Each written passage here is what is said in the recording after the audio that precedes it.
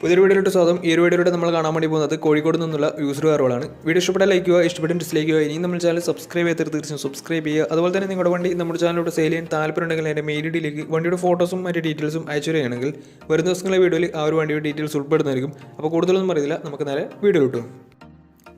നമ്മൾ ആദ്യം കാണാൻ വേണ്ടി പോകുന്നത് മാരുതി സുസുക്കി സ്വിഫ്റ്റ് ആണ്. 2007 രജിസ്ട്രേഷൻ വണ്ടിയാണിത്. 1200 cc വരുന്ന ഈ ഒരു വണ്ടി പെട്രോൾ വേരിയൻ്റ് ആണ്. LX ആണ് ഇതിൻ്റെ ഓപ്ഷൻ വരുന്നത്. ബേസ് മോഡൽ വണ്ടിയാണ്. സെക്കൻഡ് ഓണർഷിപ്പ് വരുന്ന ഈ ഒരു വണ്ടി ഇതുവരെ സഞ്ചരിച്ചിട്ടുള്ളത് 84,000 കിലോമീറ്ററോളം സഞ്ചരിച്ചിട്ടുണ്ട്. മാനുവൽ ട്രാൻസ്മിഷനാണ് വരുന്നത്.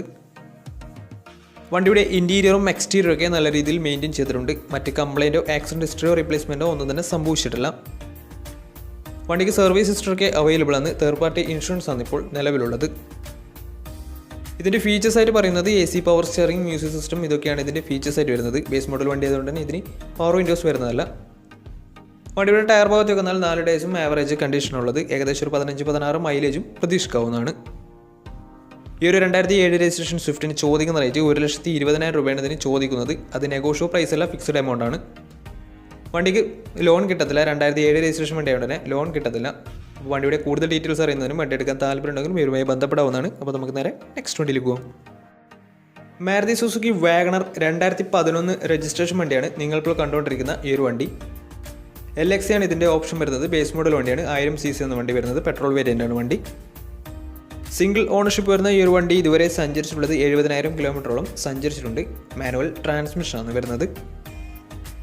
വണ്ടിയുടെ ഇൻറ്റീരിയറും എക്സ്റ്റീരിയറും ഒക്കെ നല്ല രീതിയിൽ മെയിൻറ്റെയിൻ ചെയ്തിട്ടുണ്ട്. മറ്റ് കംപ്ലൈൻറ്റോ ആക്സിഡൻറ്റ് ഹിസ്റ്ററോ ഫ്ലഡ് പ്രശ്നങ്ങളൊന്നും സംഭവിച്ചിട്ടില്ല. വണ്ടിക്ക് സർവീസ് ഹിസ്റ്ററൊക്കെ അവൈലബിൾ ആണ്.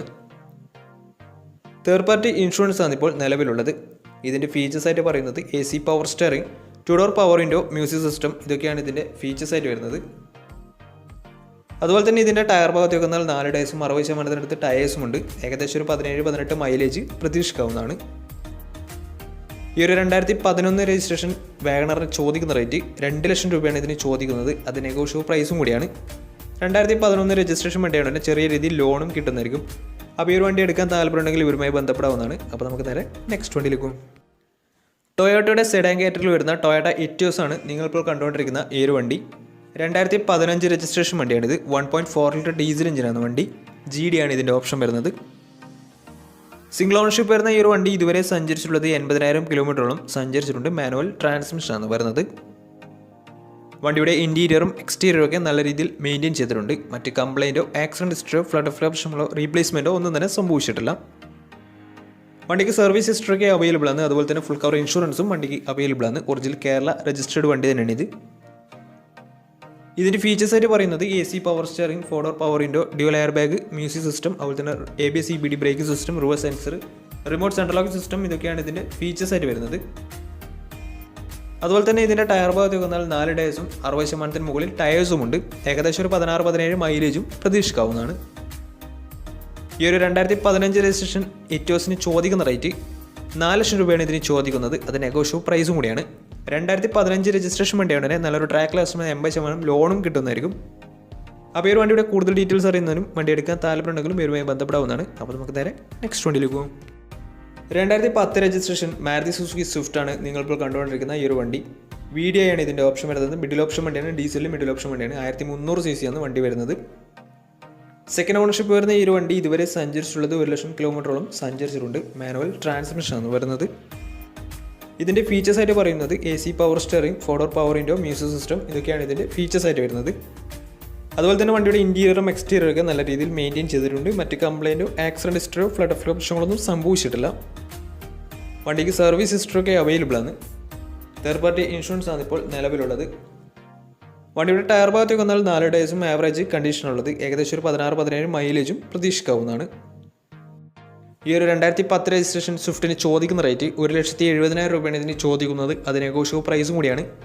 2010 രജിസ്ട്രേഷൻ വണ്ടിയായതുകൊണ്ട് തന്നെ ചെറിയ രീതിയിൽ വണ്ടിക്ക് ലോണും കിട്ടുന്നതായിരിക്കും. അപ്പോൾ വണ്ടിയുടെ കൂടുതൽ ഡീറ്റെയിൽസ് അറിയുന്നതിനും വണ്ടി എടുക്കാൻ താല്പര്യമുണ്ടെങ്കിലും ഇവരുമായി ബന്ധപ്പെടാവുന്നതാണ്. അപ്പോൾ നമുക്ക് നേരെ നെക്സ്റ്റ് വണ്ടിയിലേക്ക് പോകും. 2010 രജിസ്ട്രേഷൻ ഷെവർലെറ്റ് ക്രൂസ് ആണ് നിങ്ങളിപ്പോൾ കണ്ടുകൊണ്ടിരിക്കുന്ന ഈ ഒരു വണ്ടി. LDZ എന്ന് പറയുന്ന ഓപ്ഷനാണ് ഇത്. ഡീസൽ വേരിയൻ്റ് ആണ് വണ്ടി.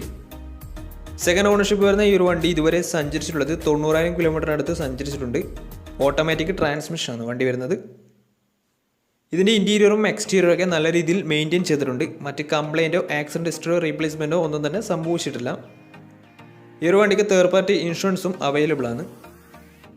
ഇതിൻ്റെ ഫീച്ചേഴ്സായിട്ട് പറയുന്നത് AC power automatic climate control, AC power steering, 4-door power window, inbuilt stereo, air bag, ABS CBD brake system, sunroof, അതുപോലെ തന്നെ reverse sensor, alloy wheels, remote central lock system, electrically adjustable mirrors, ഇതൊക്കെയാണ് ഇതിൻ്റെ ഫീച്ചേഴ്സായിട്ട് വരുന്നത്.